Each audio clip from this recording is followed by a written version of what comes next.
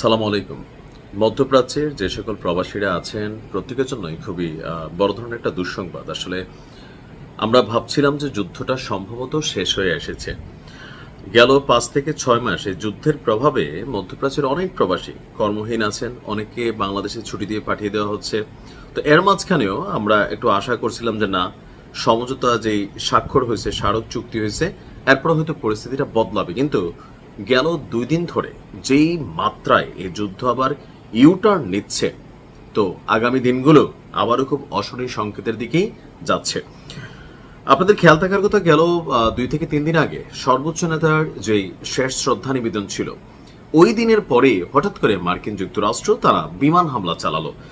এর জবাবে ইরান আবার তাদের ৮০টা ঘাঁটিতে যখন আমেরিকা হামলা চালাইছে, ইরান ৮৫টা ঘাঁটিতে চালাইছিল।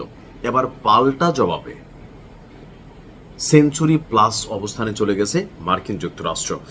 দর্শক, ইরানে তৃতীয় দফা হামলা চালিয়েছে আপনার যুক্তরাষ্ট্র। সর্বশেষ অভিযানে শুধুমাত্র রাজধানীতে দেখেন, ইরান বিশাল একটা রাষ্ট্র, বাংলাদেশের তুলনায় অনেক অনেক গুণ বড়, কিন্তু এর যে ডেভেলপমেন্ট এরিয়াগুলো হাতে গোনা কয়েকটা জায়গা খুবই ডেভেলপমেন্ট, মাঝখানে তেহরান হচ্ছে একটা দুর্গ।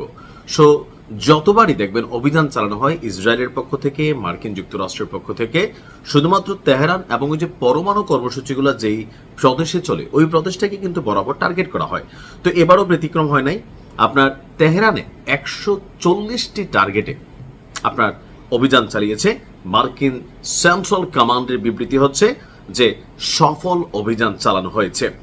এক প্রতিবেদনে এই তথ্য জানিয়ে আন্তর্জাতিক গণমাধ্যমগুলো বলছে যে হরমুজ প্রণালীতে সাইপ্রাসের পতাকাবাহী একটি জাহাজে সাম্প্রতিক সময়ে ইরান অভিযান চালাইছিল, একটা হামলা চালাইছিল। ওই হামলার জবাবে ইরানি বাহিনীকে আপনার দাঁত ভাঙা জবাব দিতে এতগুলো হামলা চালানো হয়েছে আপনার আমেরিকার পক্ষ থেকে।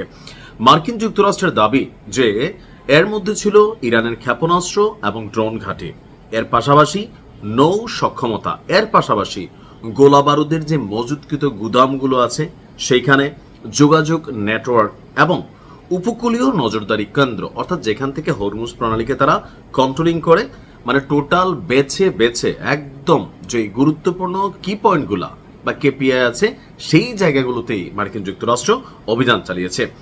এ পর্যন্ত ৩ বারে টোটাল ৩০০টিরও বেশি লক্ষ্যবস্তুতে তারা হামলা চালিয়েছে দাবি করা হয়েছে মার্কিন যুক্তরাষ্ট্রের পক্ষ থেকে। তো কেন ভাই স্বাক্ষরিত মানে সমঝোতা স্বাক্ষর হওয়ার পরে তাদের বক্তব্য হরমুজ প্রণালী, অর্থাৎ ডোনাল্ড ট্রাম্প হরমুজ প্রণালী নিয়ে যেসব কথা বলছিলেন বাস্তবতা কিন্তু টোটালি ডিফারেন্ট। অর্থাৎ এখন তারা বলতেছে যে হরমুজ প্রণালীতে বাণিজ্যিক জাহাজ এবং বেসামরিক নৌযানগুলোর উপর ইরান যে কর্তৃত্ব দেখাচ্ছে সেই কর্তৃত্বকে দুর্বল করার উদ্দেশ্যেই আপনার এই হামলা চালানো হয়েছে।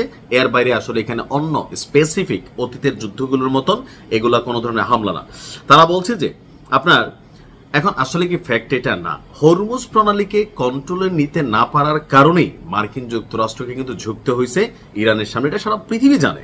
অর্থাৎ বিশ্বজুড়ে তেলের যে একটা আকাল চলছিল, এমনকি এই হরমুজ প্রণালী দিয়ে চলমান যে জাহাজগুলো আছে তারা প্রত্যেকেই ইরানের সাথে এসে প্ল্যান বিতে একটা সমঝোতা করেছে, এমনকি ইরানকে তারা বস মানা শুরু করলো। মার্কিন যুক্তরাষ্ট্র কিন্তু এটা পছন্দ হলো না। ট্রাম্প কিন্তু প্রথমে প্রস্তাবটা যেটা ছিল এই সমঝোতা স্বাক্ষরের মধ্যে যে হরমুজ প্রণালী ইরান এবং আমেরিকা যৌথভাবে কন্ট্রোল করবে, কিন্তু ইরান রাজি হয় নাই। ফাইনালি ইরানের শর্তমাই নেই এই সমঝোতা স্মারক কিন্তু আপনার স্বাক্ষর করা হয়েছিল, কিন্তু এখন এই জিনিসটা তারা মানতে পারতেছে না। তো এখন এইখানে গুঁতা দেওয়ার মানে কি, টেকনিক্যালি আবার পুরো ইরানকে গুঁতা দেওয়া। তো ইরান পাল্টা কি জবাব দেয় সেটা দেখার অপেক্ষায়। ভালো থাকুন, আসসালামু আলাইকুম।